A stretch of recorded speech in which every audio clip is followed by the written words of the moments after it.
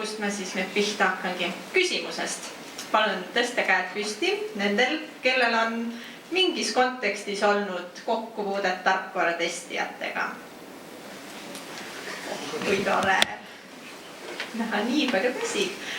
Ja siit ma võin siis juba jätkata, et kuna teil kõigil on mingisuguseid kogemusi tarkvaratestijatega, kellel rohkem, kellel vähem, siis tõenäoliselt olete ka tähele pannud, et mõnikord mõni testija on nagu parem ja kasulikum ja mõni on nagu vähem parem ja kasulikum, võib-olla isegi, et mitte öelda, et natuke kahjulik. Ehkki väliselt näevad nad välja nagu testijad ikka, teevad testimist, kui seda panna pildi peale, siis võib öelda, et tegemist on ümarate ja seest auguga esemetega. Aga täna siin ma üritangi rääkida sellest, et mis siis on see päästerõngas testija ja mis on see veskikivi testija, kuidas neid eristada ja kuidas suunata ühele poole ja teisele poole. Ja miks ma arvan, et ma võin sellest rääkida, on see, et ma olen viibinud selles testimise kontekstis natukene nii ühel pool lauda kui natukene ka teisel pool lauda ja ma tegelen igapäevaselt testijate arendamisega ja juhtimisega, siis mul on jäänud silma sellised mustrid või sellised, kuidas need asjad nagu toimivad, siis ma mõtlesin, et ehk on kasulik rääkida ka teile natukene sellest, missuguseid järeldusi ma teinud olen. Aga selleks, et hakata pihta, tuleb alustada algusest. Ja siin on mul teile järgmine küsimus, et missugusest sõnast hakkab pihta igasugune mõtestatud ja planeeritud tegevus. Keegi võib nüüd vastata, 3, 2, 1, 0, hea küll, ma vastan ära, see sõna on lausa siin slaidi peal olemas. Iga mõtestatud tegevus hakkab pihta küsimusest miks. Miks ma seda teen? Ja miks seda on mõistlik teha? Ja testimise väljast poolt ostmine on kahtlemata üks sellistest tegevustest, kus tuleb esmalt küsida, et miks ma seda teen. Põhjuseid on väga erinevaid. Enne ma unustasin ütlemata, et ma räägin sellest testimise veskikivi ja päästerõnga kontekstis, testimise ja päästerõnga teemast outsourcingu kontekstis. Kuna sellest on hea rääkida outsourcingu kontekstis, sest et need kitsaskohad outsourcingu eripärade tõttu paistavad eriti hästi ja eriti teravalt silma. Aga need põhimõtted kehtivad tegelikult igasugusele testimisele natukene. Tagasi selle miks küsimuse juurde. Põhimõtteid või põhjuseid, miks me peaksime testimist outsourcima, on igasuguseid erinevaid. Kõik te olete kindlasti kuskilt otsast tuttavad nendega. Kas on mingi ühekordne suur projekt või on mingisugused ajutised tipud, on meil tarvis mingit kindlat spetsi mingisugusele tööle, mida me ei oska teha. Näiteks me ei oska kasutuskõlblikkust testida või ei oska koormust testida või sõnaga vajame nõu. Või siis on meil mingisugune kohustus küsida kellegi käest sellist sõltumatut hinnangut, et kas me nüüd toimime hästi või me toimime mitte nii hästi ja mida me peaks paremini tegema. Ja võib-olla kõige rohkem ma tahaksin rõhutada seda viimast punkti, et võimalik, et testimist outsourcitakse ka seetõttu, kuna me ei taha selle hirmsa ja tüütu asja pärast lihtsalt enam muretseda. Ma ütlen selle kohta ainult seda, et niimoodi võib mõelda ja seda võib teha, aga siis peab vaatama lihtsalt, et see, kes teie testimise eest muretseb, on kahtlemata see parimatest parim. Siis tuleb välja.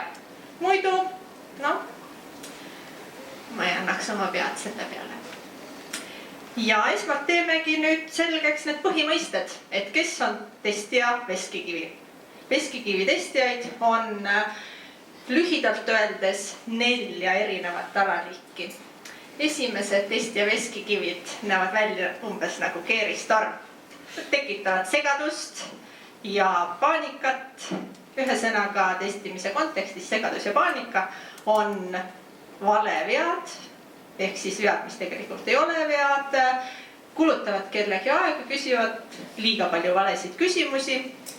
Eks valevigasid ikka juhtub aga kui nüüd hakkab juhtuma süstemaatiliselt niimoodi, et see hakkab kulutama ülejäänud arendusseltskonna aega, siis ilmselgelt on tegemist halva praktikaga. Teine testija, kes mõjub veskikivina, on must kast. See testija on seal kuskil laua taga, teeb midagi kogu aeg, vahel annab ka mõne väljundi või küsib mõne küsimuse, aga üldjuhul päris täpselt ei olegi kellelegi teada, et mis ta siis praegu teeb, kuidas seis on, kas peaks äkki muretsema või kõik on täitsa hästi ja kui on hästi, siis kui hästi ja millal me võime panna käe südamele ja ütelda, et nüüd on testitud ja töötab. Ühesõnaga, must kast on selline testija, kes ei hoia ülejäänud seltskonda infoga kursis. Järgmine negatiivne tüüp on pudelikael. See on see testija, et kui asi jõuab testimisse tema kätte, siis hakkavad arendajad sõrmi keerutama. Sest et ühtegi viga ei tule, kui mingisugust uut tööd ka peale ei tule, siis on nagu igav arendajatel. Ehk siis selle testija probleem on see, et ta ei suuda kiiresti anda adekvaatset tagasisidet, mis on testimise kvaliteedi osas tegelikult väga oluline. Ehk hea testija peaks mõtlema niimoodi, et ahaa, ma teen ära kõige olulisemad ja kõige koledamad testid ja koorman need arendajad nende vigadega üle, las nad parandavad, siis on minul aega rahulikult võtta ja mõnuga seal uurida. Sest neil on ju tööd, keegi minu taga ei oota. Neljas tüüp on selline pudelisse või kupli alla pistetud indiviid. Ja pudelisse või kupli alla pistetud on ta outsourcingu kontekstis selles mõttes, et ta inimesena või kompetentside põhjal või mille iganes põhjal ei istu sinna seltskonda ja teda lihtsalt ei võeta tõsiselt, ehk siis tal võivad olla küll hirmus head mõtted ja rääkida ja mõelda puhast kulda, aga ta kas ei suuda seda välja öelda, arusaadavalt napib järjekindlust või siis teised osapooled ei taha teda mingisugusel põhjusel kuulata. Ehk tegemist on puhta raiskamisega. Nüüd ma olen 4 sellist ebameeldivat tüüpi ära tutvustanud. Lähme siis päästerõnga juurde. Päästerõngaid on ainult üks ja ainust. See on selline testija, kes tuleb õigel ajal infoga. Info on asetatud hõbekandikule ja just täpselt niimoodi, nagu see infost huvitatud osapoolt seda saada tahab. Ehk siis selleks, et aru saada, miks see testija seal on, peame aktsepteerima seda, et testija põhiliseks töö tulemuseks on informatsioon. Informatsioon selle kohta, kui hästi meil läheb. Ja see informatsioon, et oleks kasulik, peab olema õigeaegne, sest et kui me saame mingisugusest kriitilisest veast teada alles, ma ei tea, viimasel õhtul enne laivi minekut, siis ilmselgelt on see liiga hilja, et efektiivselt midagi ette võtta. Ja mis veelgi olulisem info juures, see info peab olema arusaadav ja hästi konsumeeritav selle osapoole poolt, kes seda informatsiooni tahab. Näiteks need tarkvaraarendajad, kes neid bugisid kirjutavad ja neid pärast parandavad, nemad tahavad hoopis teistmoodi infot. Võrreldes projektijuhiga, kes läheb vaibale äri juurde näiteks ja annab aru, et mis meil siis ikkagi ei tööta, kus protsessis meil tuleb probleem. Kas seal on probleem 1 kliendiga või on seal probleem 1 miljoni kliendiga. Mis juhtub, kui see probleem sinna jääb? Testi asi on see selgeks teha nii projektijuhile, kes siis tahab ühtemoodi infot, kui arendajale, kes tahab hoopis teistsugust infot. Mida ma tegin, et see asi lakkas töötamast. Olles endale põhimõisted selgeks teinud, nüüd võib siis minna täiesti rahulikult eneseanalüüsi kallale. Ehk siis vaatame natukene peeglisse enne seda, kui me hakkame testimist kusagilt väljast vaatama. Kõige esimene ja võib öelda, et nurgakivi selle testimise ülesande püstitamisel ongi testimise ülesanne ise.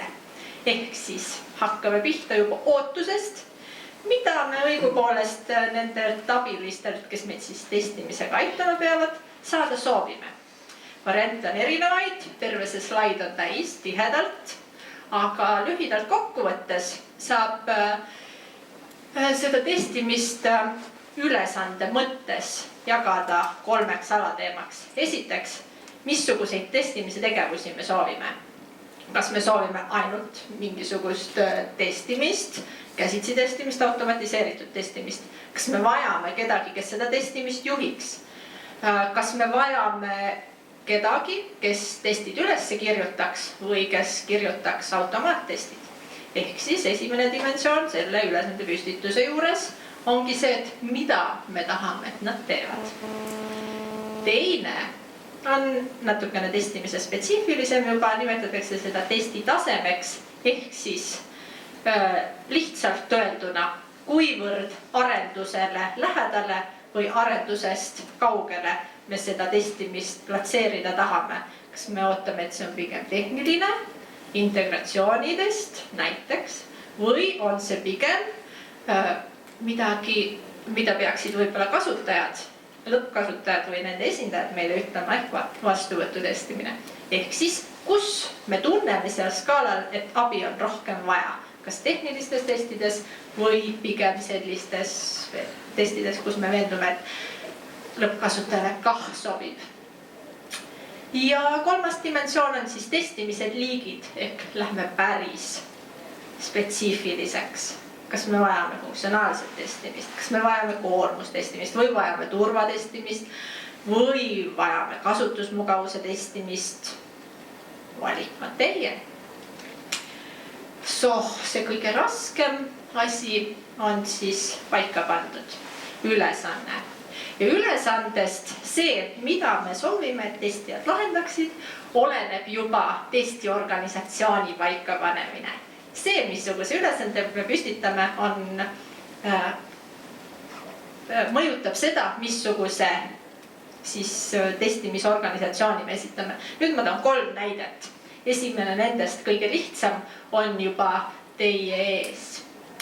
See näide on siis selline, et testijad, käsitsi testijad, automatiseeritud testijad, mis tahes testijad on siis välised ja testijuht on nii-öelda oma. Ma vabandan selle oma ja välise piiri tegemise eest, aga päriselus see piir seal on, muidu ei oleks meid siin. Et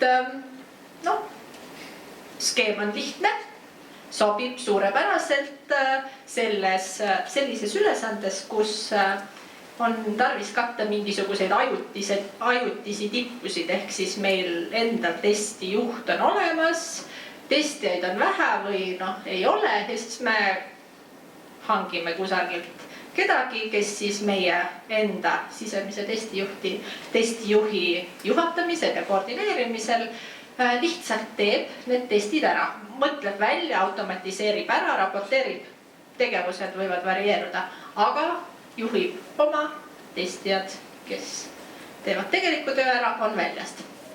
No nii, tegime pildi keerukamaks. Näide number 2. Seal on osad vahetunud. Testijuht on see, kes tuleb piitsa ja präänikuga väljast ja need inimesed, kes tegelikult töö ära teevad ja info välja kaevavad, tulevad sealt organisatsioonist endast seest. Ehk siis testijad, näiteks äripool, täiesti vabalt. Endal mingisuguseid testijaid ei ole, arvame, et saame hakkama küll äripoole testijatega. Võib-olla nad on isegi kogenud selles või tahavad hirmsasti osaleda, selge, teeme ära, aga keegi peab juhtima. Keegi, kes teab, mis asi on see testimine. Koormustestimine on teine selline tüüpiline näide, mida võib teha niimoodi, et keegi testijuht on väljast ja need siis koormustestijad või adminid, kes raudselt peavad seal asja juures olema, need on siis oma sisemised. Sellel skeemil muidu toimib, täiesti võin pea anda, et toimib. Aga on üks väikene selline oht. Kuna te loodetavasti panite juba tähele, et see pitsa ja präänikuga tegelane ehk testijuht, kes seal vastutab oma saba ja karvadega kõigi nende infode saamise eest, tema on väline. Need tüübid, kes seal nii-öelda omad on, äripool ja administraatorid ja muud tegelased, nad ei pruugi nagu väga tõsiselt võtta seda pitsa ja präänikuga testijuhti vaatamata pitsale ja präänikule. Ehk siis seestpoolt peab olema sellele välisele testijuhile tugev tugi ja tugev õlg, mille najal siis vahepeal pisut nutta ja kes siis tõesti kutsub need omad vahepeal korrale. Kui nad mingil põhjusel ei taha siis sellele korrale alluda. Näiteks neil on hästi palju mingisugust tööd äripoolel näiteks. On ikka vaja ju päris tööd teha, mitte mingis testimisel. Aga nagu ma ütlesin, täiesti testitud ja töötab skeem. Et ei oleks elu liiga lihtne, siis panen 3. skeemi ka siia pildi peale, aga tegelikult on see päris lihtne skeem. Skeemi mõte on see, et kogu testimisel vajaminev seltskond, alates testijuhist, testijatest, koormustestijatest, automaatoritest ja muudest tarkadest testispetsidest, nemad kõik tulevad väljastpoolt.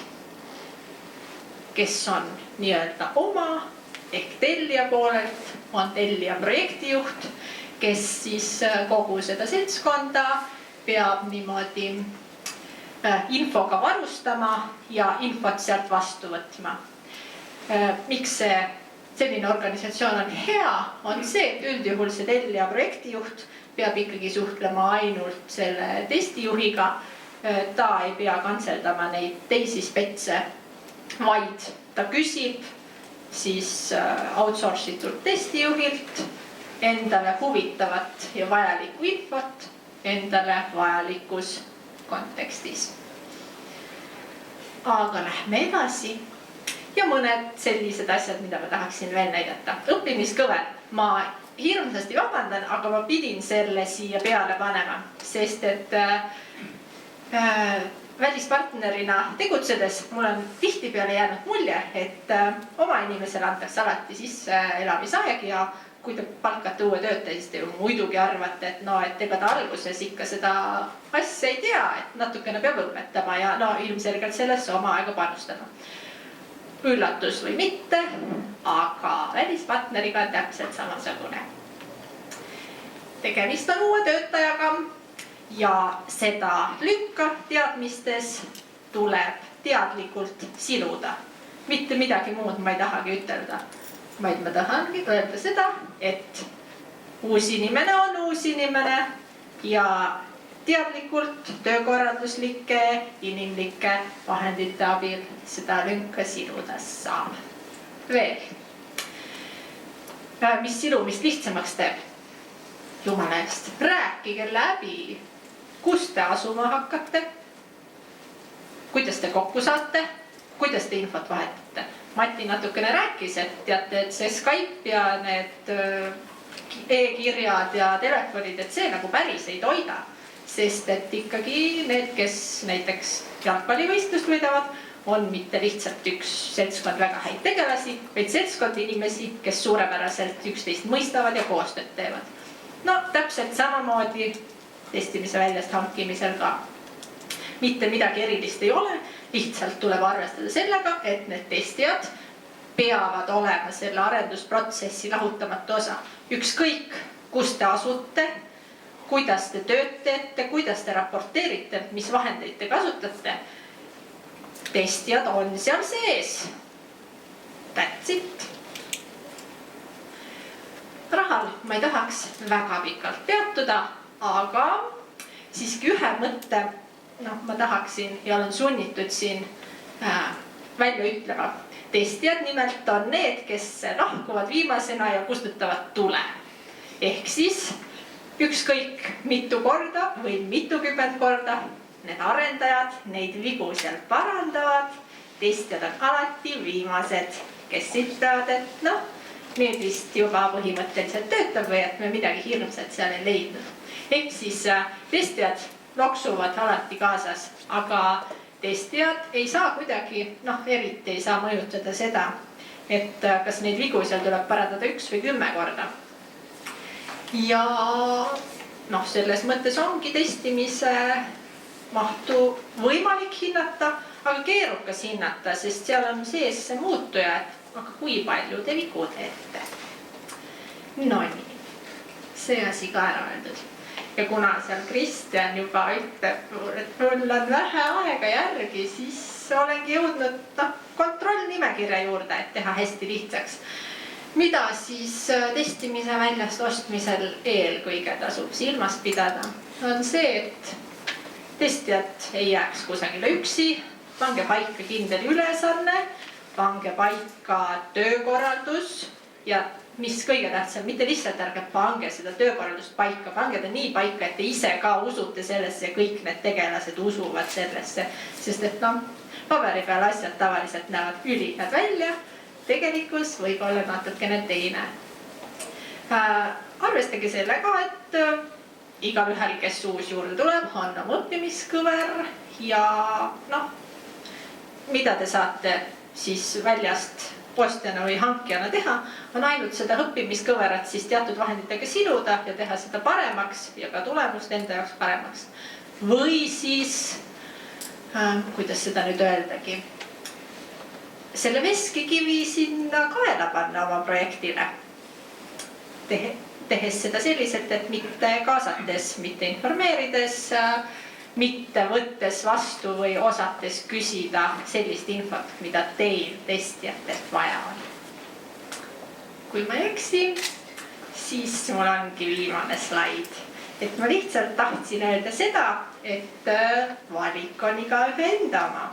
Kas mõtlete, pingutate, teete eeltööd või hakkate niisama pihta ja kõik tuleb töö käigus. Aitäh!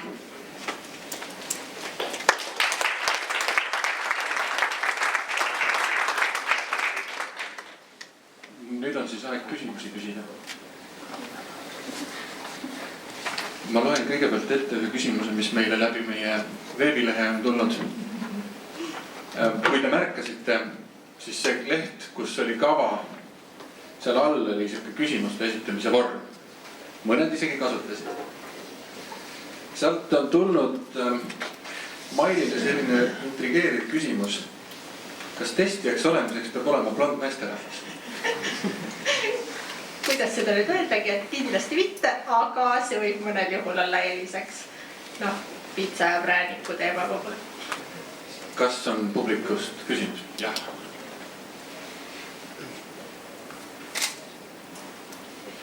Tänan meeldiva ja sisuka ettekande eest, aga minu üks peamine küsimus, miks ma üldse siia tulin, jäi praegu vastamata minu jaoks, oli see, et miks peaks üldse väljast testimist ostma. Et ka need argumendid, mis siin olid toodud, ei andnud mulle praegu selgust selles, et niikuinii ka väljast ostes on vajalik sisseelamise aeg, peab kogu aeg olema arendusprojekti juures ja kõik need muud kommunikatsioonikanalid ja muud asjad, et siis ja kogu aeg on vaja arendada seda testijat, ehk siis ikkagi, et miks on põhjust osta väljast seda? Väga hea küsimus. Ma teadlikult selle slaidi peale väga palju aega ei pannud, aga ma ütlen 2 põhilist vastust või et miks seda võiks teha. Üks asi on see, et võib-olla aasta pärast, kui sul on mingi suur projekt ja see aasta pärast lõpeb ära, muutub stabiilseks, võib-olla sul pole siis 10 testijat enam vaja, piisab ühest, kelle sa siis võtad endale mingisugusel hetkel tööle. Et see on selline põhiline põhjus, et on ebaviisakas inimesi lahti lasta, välispartneritega saab sõlmida õige tähtaega lepingud. Ja teine asi on see, et sa küll küsimuses mainisid, et sa pead testijate arendamisega sel juhul tegelema, aga projekti kontekstis pead sa selle arendamisega tegelema, et nad teaksid, mis seal projektis arendatakse. Aga selles mõttes, et testijad oleksid nii-öelda tasemel oma testimise oskuste pärast ja suhteliselt hästi motiveeritud ja sellised inimlikud küsimused hallatud, et selle eest sel juhul muretseb firma, kelle käest sa testimisteenust ostad. Et need on 2 sellist põhilist ja kõige väljapaistvamat võib-olla põhjust, miks võiks. Aga kindlasti ei pea. Ma võin veel omalt poolt kommenteerida, et mis te arvate, kui palju on turul praegu vabu kogemustega testijaid? Kui te teate mõnda, öelge mulle. Sõltub hinnast. Kas on veel küsimusi? Kuidas aru saada, missugune testija on enne, kui ta töötama hakkab? Tuleb teda testida loomulikult. Kuidas? Oi, sellest me võime pikalt vestelda ja kui soovite, võin ma sellest ka teha väikese seminari ettekande. Meil on selleks isegi üks teenus tegelikult tabas.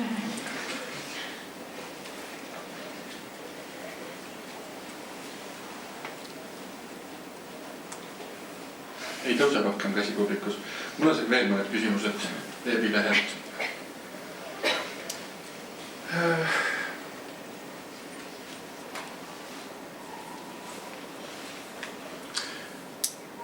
Oletame, et mul on geniaalne lõppkasutaja, kes alati uut versiooni testides juba 10 sekundiga mõne suure vea üles leiab.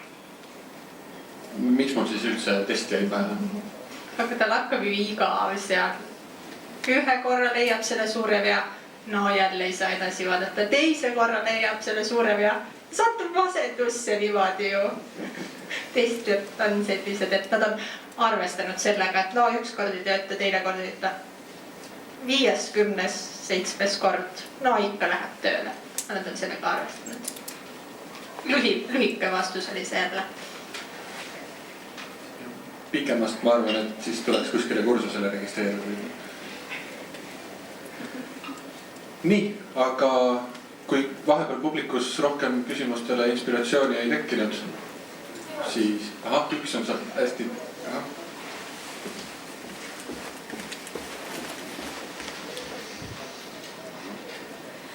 Minul on selline küsimus, et kui tõenäoline on see, et sellest veskikivist saab päästerõngas? Kas see on võimalik või pigem on niimoodi, et tuleb leida keegi teine? Oleneb jällegi asjaoludest, aga ma ikkagi usun, et olukordi on võimalik parandada senikaua, kuni ei ole juba lootus mõlemapoolselt kadunud, ehk siis inimsuhted ei ole sassi läinud. Senikaua, kuni tundub, et lihtsalt hästi ei toimi, on igasuguste retrode